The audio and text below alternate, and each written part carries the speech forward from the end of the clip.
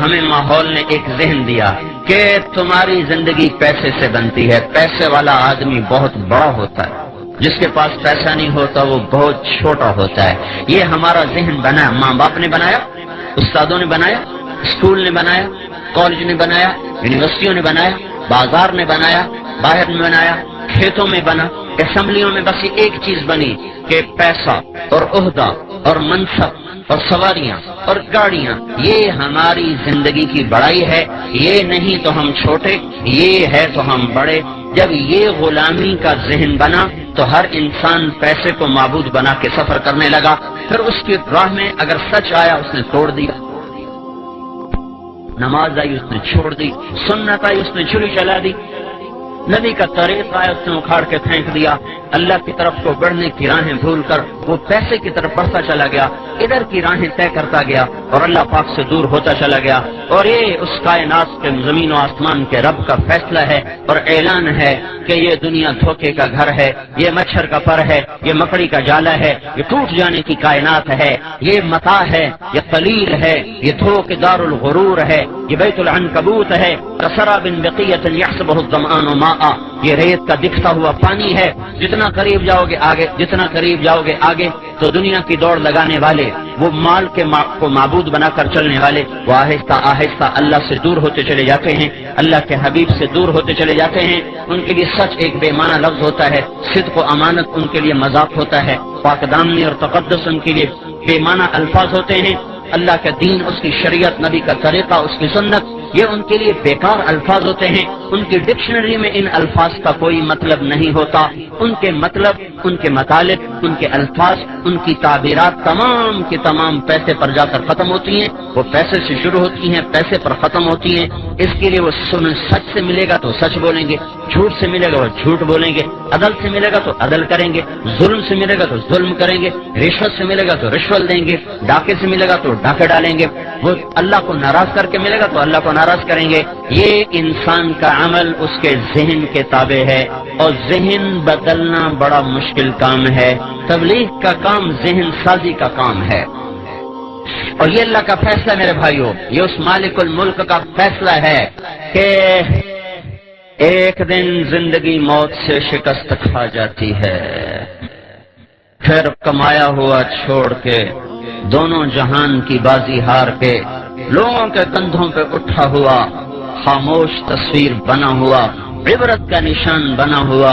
اپنی کمائیاں اوروں کے سپرد کر کے، اپنے خوبصورت بنائے ہوئے گھر اوروں کے حوالے کر کے، چھپ کر کے جا کر اندھیر گھر میں، کچی کوٹھڑی میں، دھوکے کے گھر کو چھوڑ کر اندھیروں کے گھر میں جا کر مٹی کی چادر اوڑھ کے ایسے سو جاتا ہے کہ اس کی اپنی اولاد بھی بھول جاتی ہے کہ کوئی باپ تھا، کوئی اماں تھی۔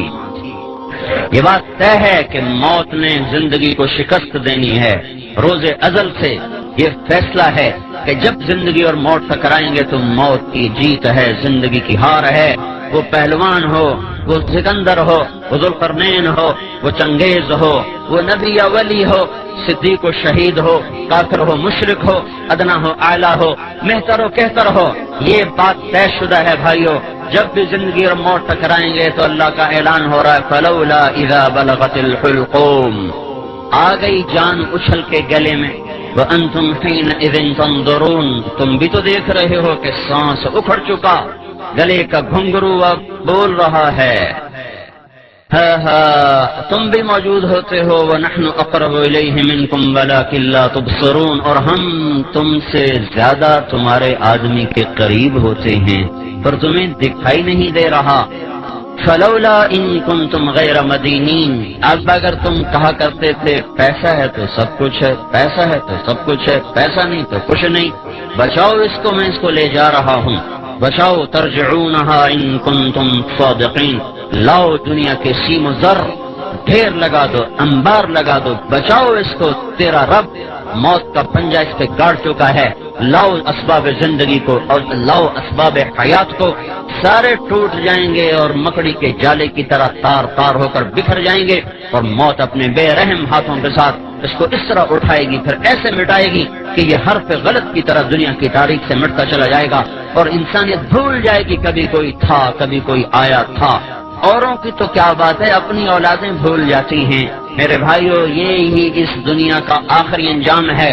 مال کی دوڑ لگانے والے سے دیوانہ دنیا میں کوئی نہیں، زمین آسمان میں اس سے بے وقوف انسان کوئی نہیں، جو پیسے کو منزل بنا کر، دنیا کی عزت کو منزل بنا کر، دنیا کی چیزوں کو منزل بنا کے دوڑ لگا رہا ہو۔ یہ اللہ کا اعلان ہے، اللہ کا فیصلہ ہے، اور پوری دنیا کے انسانوں کے لیے سب سے بڑا حادثہ ان کی موت ہے۔ اللہ کے نبی نے فرمایا کسی بھی انسان کے لیے اس کی زندگی میں سب سے بڑا حادثہ اس کا مر جانا ہے۔ کون چاہتا ہے میں مر جاؤں، ہنستے کھیلتے گھر کو چھوڑ کے جگر ویران کے دیش میں سو جاؤں، گھر کی چار پائیاں میں سریاں چھوڑ کر؟ وہ تو ٹائلیں منگوائیں بڑی خوبصورت، ان کو لگایا بڑے سلیقے اور قرینے سے، بیڈ بنوائے بڑے لاکھوں روپے کے، کمبل اس پر بچھائے اسپین کے، پتہ نہیں امریکہ کے، پتہ نہیں جاپان کے، اور اس میں لائٹوں کا نظام چلایا، گرمی کے لیے ایئر کنڈیشن لگایا، سردی کے لیے ہیٹر لگائے، ایسے خوبصورت گھر بنائے، اور پھر اوروں کے حوالے کر کے خود چپ کر کے حسرت کی تصویر بنا ہوا اس گندے گڑھے میں جا کے گر جاتا ہے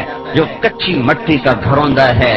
جو شاہ و گدا کے لیے برابر ہو جاتا ہے۔ وہ کمکمے جو اس کے کمرے میں جلتے تھے، آج جاؤ دیکھو تو صحیح، دیکھو تو صحیح، آج دن میں بھی اندھیرے ہیں، رات میں بھی اندھیرے اور دن میں بھی اندھیرے۔ جسے کوئی لباس پسند نہیں آتا تھا، آج لٹھے کی چادر میں اٹھ کے جا رہا ہے۔ 40-50 سال کی عمر میں اس کو کوئی جوڑا پسند نہیں آتا تھا، آج قیامت تک کے لیے ایک ہی جوڑے میں جا رہا ہے جو سلا ہوا بھی نہیں ہے،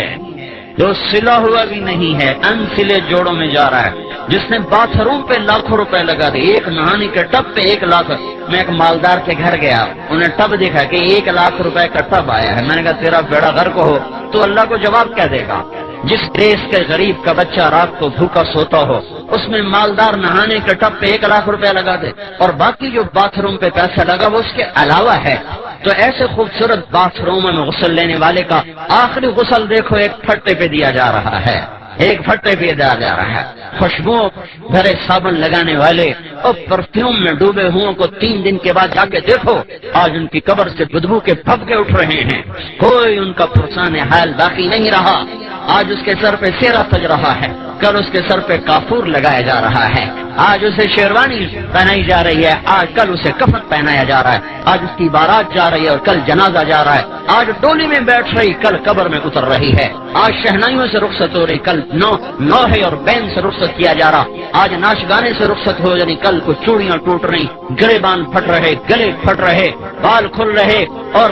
سارا گھر زار و قطار رو رہا ہے۔ یہ رخصت کے عجیب مناظر ہیں، ایک ایک گھر تمہیں پکار پکار کے کہہ رہا ہے ارے دیوانوں پاگل اس دنیا سے جینا لگاؤ، یہ دھوکے کا گھر ہے، ٹوٹ جانے کا گھر ہے، ٹک حرص و ہوس کو چھوڑ میاں، مت دیس بدیس پھرے مارا، قذاق اجل کا لوٹے ہے، دن رات بجا کر نقارا، کیا بدیا بھینسا بیل شکر، کیا گونی پلہ سر بھارا، کیا گیہوں چاول موٹ مٹر، کیا آگ دھواں اور انگارا، سب ٹھاٹ پڑا رہ جائے گا جب لاد چلے گا بنجارا۔ دیکھو تو صحیح اٹھتے ہوئے جنازوں کو،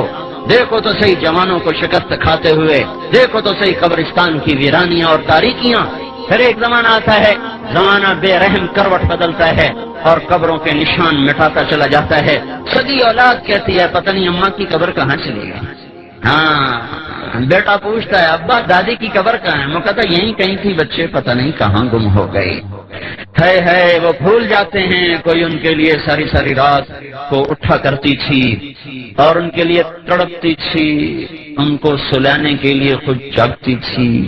ان کو کھلانے کے لیے خود فاقے کاٹتی تھی۔ لوگ بھول جاتے ہیں کوئی باپ تھا جو گجروں والے کی گلیوں میں بچوں کو کھلانے کے لیے در در کی ٹھوکریں کھاتا تھا، گرمی کی تند و تیز گرم ہوائیں، خزاں کے بے رحم تھپیڑے اس کی جوانی سے کھیلتے رہے اور وہ اپنی جوانی کو بھلاتا چلا گیا کہ میرے بچے خوشحال زندگی گزاریں۔ یہی بچے جب خوشحال زندگی بناتے ہیں تو اپنی باپ کی قبر بھی انہیں بھول جاتی ہے کہ کوئی تھا جو ان کے لیے جوانی رول گیا اور رل گیا اور مٹ گیا۔ اس بے رحم اور اس بے وفا دنیا کے لیے اس وفاؤں والے اللہ کو چھوڑ دینا، اس سے بڑی نادانی دنیا میں اور ہے کوئی؟ بھائیو اللہ کو مطلوب بناؤ، اللہ کو مطلوب بناؤ۔ ماں سے زیادہ پیار دینے والا، باپ سے زیادہ سایہ دینے والا، دوستوں سے زیادہ وفا کرنے والا، کفا باللہ ولیہ۔ اللہ تعالیٰ کہہ رہا ہے سارے جہان سے دوستی لگا لی، کبھی مجھ سے بھی تو لگا، مجھ سے تو لگا کے دیکھ، پھر میرا برتاؤ بھی دیکھ لینا۔ کفا باللہ وکیلا، ساری عدالتوں کے وکیل تو نے کر کے دیکھ لیے، پر تو مقدموں پہ مقدمے ہارتا چلا گیا، بازیاں ہارتا چلا گیا، کبھی مجھے وکیل بنا کے دیکھ، میں وہ ہوں جو کبھی ہارا نہیں کرتا، کفا باللہ وکیلا، مجھے وکیل بنا لے۔ انسان چاہے کتنا ہی اونچا اڑ جائے، اس کے لیے غم ایک ایسی چیز ہے جس سے وہ چھٹکارا نہیں پا سکتا۔ یاد رکھو دنیا میں خوشیاں کوئی نہیں، ایک خوشی کے لیے بھی ہزاروں غم جھیلنے پڑتے ہیں۔ یہاں اتنا ہو جائے کہ غم ہلکے ہو جائیں تو یہی بہت بڑی کامیابی ہے۔ انسان کا اندر پھٹتا ہے، وہ چاہتا کوئی چارہ ساز ہوتا، کوئی غم گسار ہوتا، کوئی میری سننے والا ہوتا، کوئی مجھ سے پوچھنے والا ہوتا، لیکن کون کب تلک سنے اور پوچھے؟ نہ بیوی، نہ ماں، نہ باپ، نہ بچے، نہ دوستوں میں حوصلہ کہ وہ میری لمبی درد بھری کہانیاں سن سکیں۔ اللہ تعالیٰ فرما رہا ہے مجھے سنایا کر، کفا باللہ شہیدا، میں ہر وقت تیرے ساتھ ہوں، دور جاتا ہی کوئی نہیں ہوں۔ تو جب مجھے بلائے گا میں سب سو رہے ہوں، سب جاگ رہے ہوں، اندھیرا ہو